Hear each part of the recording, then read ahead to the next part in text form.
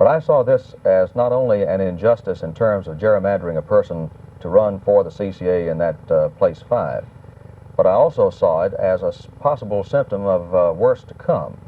It was my feeling that if this small group of powerful men had an inordinate amount of power, the power that would enable them to do something like this, that if some of that power fell into hands not as benevolent, not as honest, not as uncorrupt as they were, that this could be very dangerous to the city. And I love this city very much.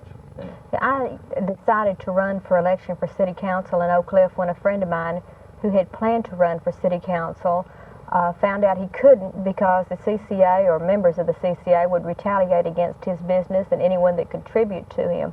And when he told me about this, I thought to myself, well, that's just not right. And I told him, well, go ahead, run, I'll help you. And he said, no, I don't want to take the chance.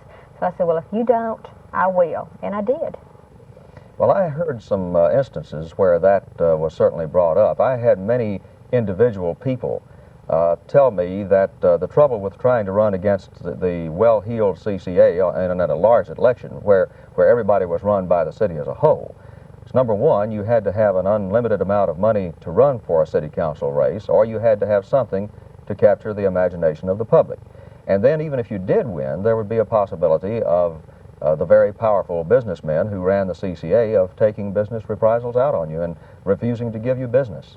I suspected that on occasion in my public relations affairs, but I could never prove it. I think the CCA is critically ill, and I don't know if they'll be able to recover or not, but I really think it's terminal.